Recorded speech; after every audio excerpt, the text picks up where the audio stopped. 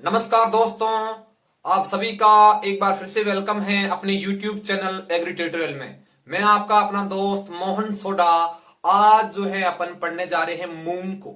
लगातार अपन दलहनी क्रॉप्स को पढ़ रहे हैं। उसमें तीसरी जो दलहनी क्रॉप अपन ले रहे हैं वो ले रहे हैं मूंग को। इससे पहले मैंने आपको चना पढ़ा रखा है, अरहर पढ़ा रखी है। दोनों ही इंपॉर्टेंट टॉपिक थे। आज अपन बात करेंगे मूंग की। राजस्थान की बेस की बात करूं तो दलहनी जो क्रॉप्स हैं वो इंपॉर्टेंट ही है। अगर उसमें भी इंपॉर्टेंट पूछे तो मोट और मूंग दोनों ही इंपॉर्टेंट रहती हैं। इसमें जो वेराइटीज हैं उनको अच्छी तरीके से आप याद रखना, क्योंकि यहां से क्वेश्चन आने की भारी संभावना रहती है और अपना यहां से क्वेश्चन हर बार गलत हो जाता है। आप पिछले पेपर चाहे कितने भी उठा के देख लो, यहां से इसकी वेराइटी से एक ना एक क्वेश्चन पूछा ही जाता है। चाहे एग्रीकल्चर का आप कोई सा भी एग्जाम दे रहे हो, है ना, तो बहुत ही अच्छी तरीके से एक एक पॉइंट क्लियर करना है। सबसे पहले अपन चलते हैं जो इसका नॉर्मल क्लासिफिकेशन है, जिसमें अपन देखेंगे कि इसका बॉटनिकल नेम क्या है, इसकी फैमिली कौन सी है, क्रोमोसोम नंबर जो है वो कितने हैं, वो सब चीजें अपन पहले देखेंगे, है ना। तो देखो, अगर आप इस चैनल पर नए हो तो अपने जो चैनल है उसको जरूर सब्सक्राइब करें और वीडियोस को आगे शेयर करें, ताकि कोई भी बच्चा घर पे रह के तैयारी कर रहा है वो भी इसका फ्री में आनंद ले पाए। चलो, सबसे पहले अगर मैं बात करूं अपने मूंग की, मूंग को इंग्लिश में कहते हैं ग्रीन ग्राम। क्या कहते हैं? ग्रीन ग्राम कहते हैं, है ना। और एक इसका अन्य नाम और है दलहनी फसलों का हरा सोना। टीचर की जीभ खींच लिया करो तुम लोग, है ना। टीचर क्या बोल रहा है, जैसे ही मैंने ये बताया कि जो आपके मूंग हैं वो दलहनी फसलों का हरा सोना है, तो आपको ये पॉइंट नोट कर लेना है। हो सकता है ये पॉइंट भी आपसे पूछ ले, फिर आप अपने नोट्सों में ढूंढते रहो कि यार ये तो हमने पॉइंट कभी पढ़ा ही नहीं, इसलिए मैं कह रहा हूं, ठीक है ना। तो सबसे पहले अपन चलते हैं, इसका बॉटनिकल नेम जो है वो क्या हो जाएगा। और कुछ एक रिक्वायरमेंट थी कि थोड़ा सा हमें इंग्लिश के अंतर्गत बताया जाए, तो अपन वो वैसे भी प्रयास करेंगे, इंग्लिश और हिंदी दोनों को मेंटेनेंस करने का मैं प्रयास करूंगा। ओके, सबसे पहले मैं बात कर रहा हूं इसके बॉटनिकल नेम की। जो अपना मूंग है उसका बॉटनिकल नेम क्या है, तो इसका बॉटनिकल जो नेम है यानी कि वानस्पतिक जो नाम है वो हो जाएगा विग्ना रेडिएटा। क्या हो जाएगा? विग्ना। थोड़ा सा मार्कर चेंज कर लेते हैं, देखते हैं कौन सा मार्कर सही तरीके से चलता है। चलो, क्या नाम है? विग्ना रेडिएटा। विग्ना रेडिएटा, ये क्या है? मूंग का बॉटनिकल नेम है। अरे समझ में तो आ रहा है कि नहीं आ रहा? बॉटनिकल नेम क्या हो गया? विग्ना रेडिएटा। उसके बाद अगर मैं इसकी फैमिली की बात करूं, इसके कुल की बात करूं, तो इसका कुल कौन सा हो जाएगा? दलहनी जितनी भी क्रॉप्स हैं इन सब का एक ही कुल होता है, वो होता है लेग्यूमिनेसी। कौन सा होता है? लेग्यूमिनेसी। अगर ऑप्शन में लेग्यूमिनेसी ना मिले तो आप फेबियसी भी करके आ जाओ, वो भी सही है। अगर फेबियसी भी ना मिले तो इसकी सब फैमिली जो है पेपालेयूनेसी, वो भी राइट है ना। चलो, उसके बाद अगर मैं बात करूं इसकी फैमिली है वो कौन सी है? लेग्यूमिनेसी। लेग्यूमिनेसी, ये तो क्या हो गई? इसकी फैमिली हो गई। समझ में आ रही है ना बात? ओके। उसके बाद अगर मैं बात करूं इसका ओरिजिन, ओरिजिन प्लेस कौन सा है, उत्पत्ति स्थल कौन सा है, तो आपका आंसर क्या चला जाएगा? अपना इंडिया, भारत जो है वो इसका ओरिजिन प्लेस है। हालांकि जितनी भी दालें हैं उन सबका ओरिजिन प्लेस अपने भारत देश ही माना जाता है, लेकिन एक चावला है इसका अफ्रीका का ओरिजिन प्लेस है, और एक काबुली चना है। नाम से ही पता चल रहा है काबुली चना काबुल से आता है, और काबुल जो है वो आपके अफगानिस्तान में है। ओके। उसके बाद अगर मैं बात करूं क्रोमोसोम नंबर की, यानी कि 2n बराबर गुणसूत्रों की संख्या, जो मूंग है इसमें गुणसूत्रों की जो संख्या है वो कितनी पाई जाती है, तो आपका आंसर क्या चला जाएगा? 22। मैंने बता रखा था जब दालों का वर्गीकरण पढ़ाया था, तब मैंने आपको बताया था कि जितनी भी खरीफ की क्रॉप्स हैं उसमें सब में आपके जो 2n बराबर होते हैं वो होते हैं 22, यानी कि 22। तो क्रोमोसोम नंबर कितने हैं? 22, है ना। क्रोमोसोम नंबर कितने हैं? 22। उसके बाद अगर मैं बात करूं प्रोटीन की, सबसे अधिक प्रोटीन किसमें पाया जाता है? मूंग में पाया जाता है। कितने परसेंट? समथिंग 24 से लेके 25% इसमें क्या पाई जाती है? प्रोटीन पाई जाती है। इसकी अगर आप ट्रिक भी याद रख सकते हो एमपी के नाम से। एमपी का मतलब क्या हो गया, मूंग, पी से क्या हो गया, प्रोटीन। प्रोटीन किसमें होगा, मूंग में। अगर मूंग ऑप्शन में नहीं दिखाई देता है तो आपको क्या करना है, मसूर भी करके आ जाना है। दोनों ही ऑप्शन राइट है, तुम्हें घबराने की जरूरत नहीं। ओके, अगर मैं बात करूं प्रोटीन से रिलेटेड, जो मूंग की जो प्रोटीन होती है वो सबसे पाचनशील प्रोटीन होती है। इसलिए जितने जो बीमार आदमी होते हैं उनको अपने जो खिचड़ी बनाकर खिलाई जाती है वो अपने मूंग की होती है ना।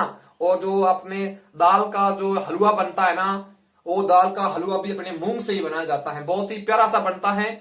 चलो उसके बाद यहाँ पे एक पॉइंट याद कर लेना, क्वेश्चन पूछा जा सकता है कि सबसे पाचनशील प्रोटीन, मैं यहाँ पे लिख देता हूं, पाचनशील प्रोटीन किसकी है, मूंग की। जितनी भी जो फसलें हैं उनमें सब में से पाचनशील प्रोटीन है वो किसकी है, मूंग की है। इसलिए इसको बोलते हैं हल्का धान के नाम से भी जानते हैं। ये हल्का भोजन होता है मूंग की खिचड़ी। ओके, उसके बाद अगर मैं बात करूं फैट की, यानी कि वसा कितने परसेंटेज पाई जाती है, तो वसा का जो आंसर है वो चला जाएगा 1 से लेके 1.5%। इसमें क्या पाई जाती है, फैट की मात्रा पाई जाती है, वसा की मात्रा पाई जाती है। ओके, उसके बाद अगर मैं बात करूं कार्बोहाइड्रेट की, तो समथिंग सब में ही सेम रहता है, 60%। कितने हैं, 60% इसमें क्या पाया जाता है, कार्बोहाइड्रेट पाया जाता है। और किन्हीं बुकों में एक कम कर लेते हैं तो कोई दिक्कत नहीं, 59% भी इसका राइट है, कोई दिक्कत नहीं। उसके बाद मैं बात करूं इनफ्लोरोसेंस, यानी कि इसमें पुष्पक्रम कौन सा पाया जाता है, इंपॉर्टेंट है पुष्पक्रम, है ना। इनफ्लोरोसेंस जो है वो है रेशीम। कौन सा है, रेशीम। बिल्कुल इजी तरीके से पढ़ाएंगे, कोई प्रॉब्लम नहीं, खूब सारा अपने पास टाइम है। एक एक पॉइंट आराम से देखें, चाहे 2-4 मिनट ज्यादा ही क्यों ना लगे, है ना। उसके बाद अगर मैं बात करूं जर्मिनेशन सीड, यानी कि इसमें अंकुरण कौन सा पाया जाता है, जितनी भी खरीफ की क्रॉप हैं उन सब में अंकुरण जो पाया जाता है वो पाया जाता है इपीजियल। कौन सा पाया जाता है, खरीफ की जितनी भी क्रॉप्स हैं उन सब में, जो दलहनी क्रॉप्स हैं उन सब में आपके अंकुरण कौन सा पाया जाता है, यानी कि जर्मिनेशन जो सीड है वो है इपीजियल, है ना। तो कौन सा हो जाएगा, इपीजियल, ये आपका राइट हो जाएगा। और जो राजमा है वो भी मैंने बता रखा है, राजमा, राजमा जो है इसका अपवाद है। अरहर है, अरहर एक ऐसी फसल है जिसका अपन उत्पादन तो देखते हैं, जिसको अपन उगाते तो खरीफ में है, लेकिन उसमें अंकुरण कौन सा पाया जाता है, हाइपोजियल पाया जाता है। उसके बाद अगर मैं बात करूं इसकी मृदा की, तो इसकी जो मृदा है अगर अपन बात करें तो सामान्य पीएच वाली दोमट मृदाएं इसके लिए उपयुक्त रहती हैं। किसके लिए, आपके मूंग के लिए, ना। मूंग और जो उड़द है, ये दोनों की दोनों जो क्रॉप्स है, दलहनी क्रॉप्स, ये जो अपने दोनों के इनके फंक्शन हैं, थोड़ा बहुत 2-4 पॉइंट है वो अलग रह जाते हैं। अगर आप मूंग को इजी तरीके से पढ़ते हो तो आपको उड़द पढ़ने की जरूरत भी नहीं है। क्यों, क्योंकि कॉमन पॉइंट रहते हैं, है ना। बिल्कुल, वो भी आपके खरीफ की है और ये भी खरीफ की है। सभी जो आपके सोइल्स है, क्लाइमेट है, उसके बाद सीड रेट है, प्लांट टू प्लांट की दूरी है, सब कुछ, कीट रोग, ये सब कुछ चीजें ओनली और ओनली वेराइटीज चेंज हो जाएगी, क्योंकि फसल भी चेंज हो रही तो वेराइटीज चेंज होगी। ओके, उसके बाद अगर मैं बात करूं सोइल की, तो इसमें पाई जाती है सैंडी लोम सोइल, सैंडी लोम सोइल, यानी कि बलुई दोमट मृदाएं, ठीक है ना। बलुई दोमट मृदा या फिर दोमट मृदाएं अपन कह सकते हैं। अगर आपसे पूछे कि इसका पीएच कितना रखोगे, तो आपको क्या करना है, 6.5 से लेके 7.5। कभी एक बार पूछ लेते हैं सामान्य पीएच में, आपको क्या करना है, 6.5 से लेके 7 भी कर सकते हो, 7.5 भी राइट है। उसके बाद अगर मैं बात करूं क्लाइमेट की, जितनी भी अपने जो खरीफ के अंतर्गत उगाते हैं तो उसमें जो क्लाइमेट चाहिए वो आप लोग जानते हो, वार्म क्लाइमेट चाहिए। कैसा चाहिए, वार्म क्लाइमेट, सब में कॉमन रहता है। उसके बाद अगर मैं बात करूं WR का मीनिंग जानते हो क्या, वाटर रिक्वायरमेंट, जलमांग कितनी है इसकी, आप लोग जानते हो। ये शुष्क क्षेत्र में उगाई जाती है, समथिंग वहां पे जलमांग जो है वो कितनी है, 350 mm समथिंग, है ना। यहां से पॉइंट क्लियर हो गए क्या। इसको कहते हैं मूंग को ग्रीन ग्राम, ग्रीन ग्राम कहा जाता है इसको। और क्या कहा जाता है, दलहनी फसलों का हरा सोना, ये पॉइंट आपको याद करना है, दलहनी फसलों का हरा सोना, ये पॉइंट आपको इजी तरीके से याद करना है। ओके, उसके बाद इधर वाले आपको पॉइंट बहुत ही अच्छी तरीके से समझ में आ गया, मैं बहुत ही धीरे चल रहा हूं। हाँ चलो, उसके बाद अगर मैं बात करूं सीड रेट की, यानी कि इसकी जो बीज दर है वो कितनी लेंगे अपन, तो अगर मैं बात करूं मुख्यतः ये उगाई जाती है खरीफ की सीजन में, है ना। खरीफ की सीजन में अगर आप उगा रहे हो तो आपको जो रखनी है सीड रेट वो रखनी है 12 से 15 केजी प्रति हेक्टेयर, है ना। पॉइंट समझ में आ गया। अगर आप समर सीजन में उगा रहे हो, या फिर अपन कह सकते हैं इसको अपन जायद कह सकते हैं, अगर आप समर सीजन में उगा रहे हो तो आपका जो सीड रेट है वो अपन कितनी लेंगे, तो आपका आंसर हो जाएगा 20 से लेके 25 केजी प्रति हेक्टेयर। इंपॉर्टेंट पॉइंट है, मैं एक भी पॉइंट नहीं छोड़ रहा हूं, आपको जैसे मैं बता रहा हूं वैसे के वैसे ही आपको उतारना है। क्रोमोसोम नंबर मतलब 2n बराबर गुणसूत्र, हिंदी हो जाएगी इसकी। ओके, उसके बाद अगर मैं बात करूं देसी तरीके से भी अपन यूज करना चाह रहे हैं तो जो अपन लेंगे वो कितनी लेंगे, 20 से 25।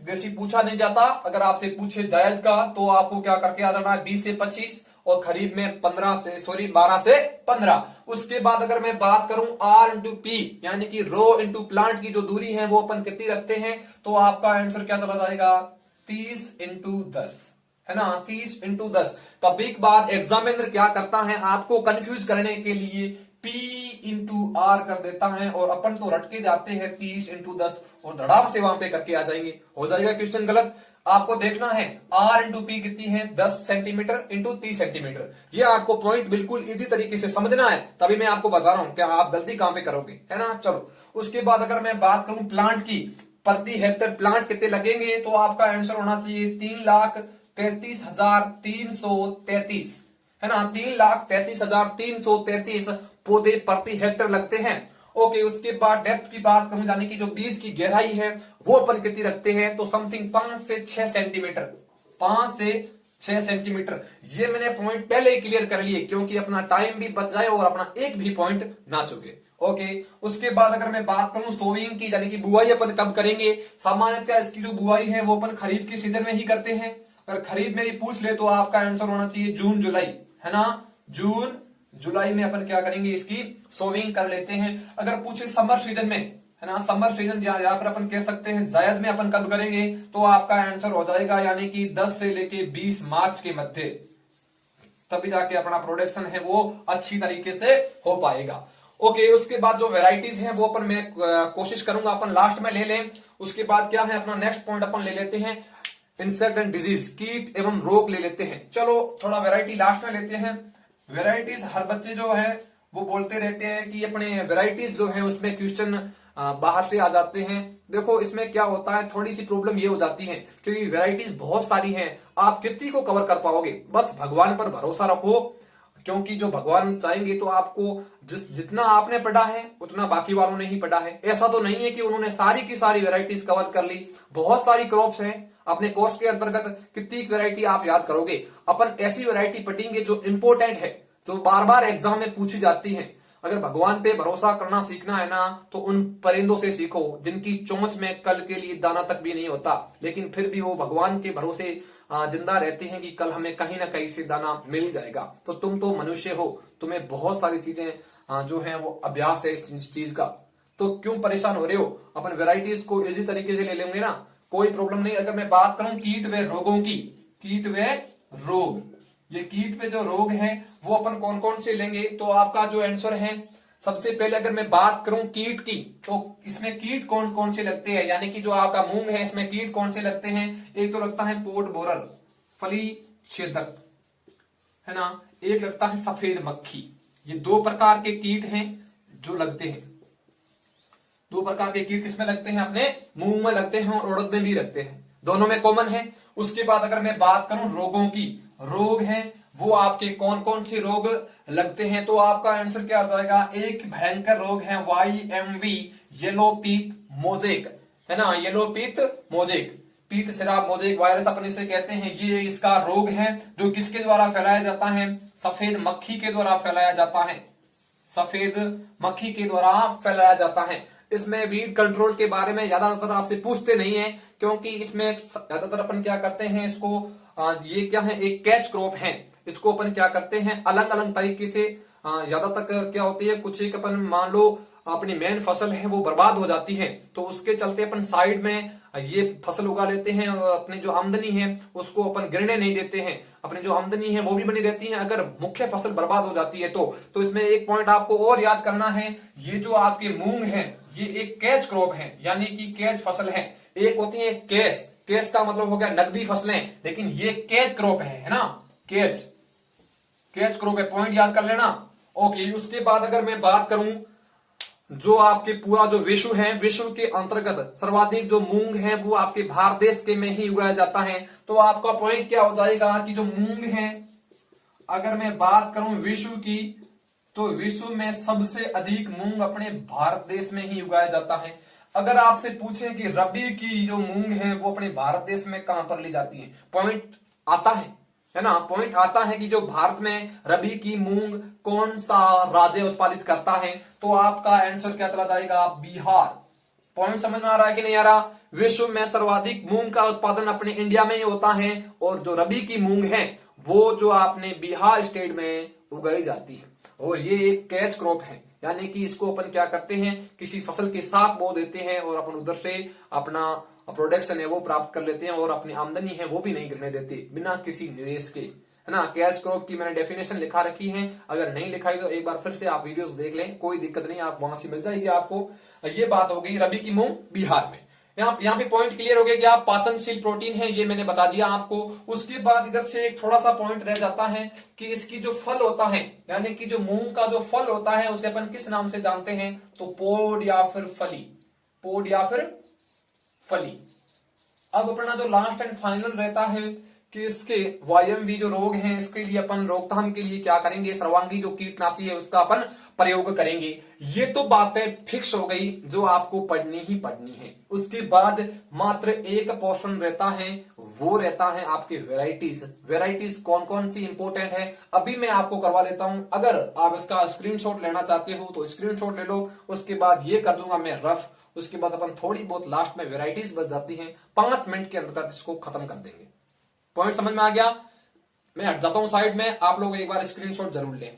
ओके, स्क्रीनशॉट लो, उसके बाद देखेंगे अपन आगे। ले लिया क्या स्क्रीनशॉट? चलो, वेराइटीज इंपॉर्टेंट है, मैं कोशिश करूंगा वेराइटीज हर एक आपको लिखाई जाए, क्योंकि जैसे आपको कुछ एक वेराइटी रह जाती है उसमें भगवान के ऊपर भरोसा रखिए। मैंने आपको एक बताया था ना, जैसे अपने जो पक्षी होते हैं, पशु। ओके, अब अपन क्या करते हैं, इसकी वैरायटीज पढ़ लेते हैं। सबसे जो पहली वैरायटी है वो है पूषा वैशाखी। कौन सी है? पूषा वैशाखी। बहुत सारे एग्जामों में ये पूछा गया है, कितने सारे एग्जामों में ये पूछा गया है कि पूषा जो वैशाखी है वो किसकी वैरायटी है, मूंग की वैरायटी है ना। तो देखो इसकी मेन मुख्य विशेषता क्या है, ये एसएस बेंस के द्वारा निर्मित की गई, सेस्ट्रिंग बेंस के द्वारा रिले खेती वाली। ओके, उसके बाद अगर मैं बात करूं, ये आपके खरीफ प्लस जायद दोनों ऋतुओं में ही उगाई जाती है, खरीफ प्लस जायद दोनों ऋतुओं में भी उगाई जाती है। उसके बाद अगर मैं बात करूं CO4, ये आपके उड़द की भी है और यहाँ के अपने मूंग की भी है, और कौन सी है, धूलिया। ये दो ऐसी वैरायटी हैं जो उत्परिवर्तित वैरायटीज हैं, उत्परिवर्तित म्यूटेशन के द्वारा तैयार की गई है ना। ICPH एक्ट किसकी वैरायटी है, बताओ देखें, ये किसकी वैरायटी है, अरहर की वैरायटी है, एकमात्र ऐसी वैरायटी जो दलहनी फसलों में हाइब्रिड है। उसके बाद अगर मैं बात करूं वैभव, कौन सी है, वैभव है, शीला है, पूषा विशाल है, के 851 है, और कौन सी है, RMG 62 है, और SML 668 है। ये वेराइटीज इंपॉर्टेंट है, इनसे समथिंग क्वेश्चन अपना बाहर नहीं आता। ये जो इंपॉर्टेंट वेराइटीज हैं वही मैंने आपको लिखाई है। और एक वेराइटी शीला हो गई, वैभव हो गई, पूषा, है ना। ये जो वेराइटीज हैं वे बहुत ही इंपॉर्टेंट हैं। और पूषा विशाल, यहां पे पूषा क्या कर लेना, आपको विशाल कर लेना है। यहां तक आपको कहानी समझ में आ गई, ये तो इसकी वेराइटीज थी, है ना। वेराइटीज होने के बाद कुछ एक पॉइंट और बच रहे हैं, थोड़ा सा मेरे को रफ करना पड़ेगा। चलो इसको मैं थोड़ा सा रफ कर लेता हूं, आपको इंपॉर्टेंट पॉइंट लिखाने की जरूरत है। आपने इसका स्क्रीनशॉट पहले ले लिया होगा। देखो अगर मैं बात करूं जो मूंग है, इसकी जो उत्पत्ति है वो एक जंगली प्रजाति से हुई है। किसी हुई है, एक जंगली प्रजाति से, यानी कि मूंग की भी एक जंगली प्रजाति है। एग्जाम में क्वेश्चन पूछा जाता है, उस जंगली प्रजाति का नाम क्या है, विग्ना सुबालोमाटा, विग्ना सुबालोमाटा। ये क्या है, इसकी वेराइटीज है, सॉरी इसकी जंगली प्रजाति है। उसके बाद बात करूं इसकी सिंचाई, मतलब जो इसमें इरिगेशन मेथड है वो अपन कब देंगे, ये तो फूल आते समय, चने में फूल आने से पूर्व देते थे, लेकिन यहाँ पे फूल आने से फूल आ रहे हैं उसी समय देंगे। और फलियों में दाना बनते समय, फलियों में दाना बनते समय। ये थोड़े से दो ही पॉइंट इंपॉर्टेंट थे। यहां तक आपको समझ में आया कि नहीं आया? वापस बता दूं, पूषा वेशा की एसएस बेंस के द्वारा विकसित की गई खरीफ प्लस जायद दोनों में आती है। CO4 प्लस धुलिया ये उत्परिवर्तित वेरायटी है। वैभव, शीला, पूषा, विशाल के 851, RMG 62, SML 668 ये वेरायटी मूंग की है। यहां तक पूरी कहानी समझ में आ गई। समथिंग अपना मूंग एकदम पॉइंट क्लियर हो गया है। अगर आपने मूंग को अच्छी तरीके से पढ़ा है ना, तो आपकी उड़द है वो 1 मिनट में रट लोगे आप, गारंटी है मेरी। चलो मिलता हूं नेक्स्ट वीडियो में, तब तक के लिए धन्यवाद। अगर वीडियो अच्छी लगी है ना, तो एक लाइक ठोक देना और जितने भी सब्सक्राइबर हो वो आप करवा देना। ओके।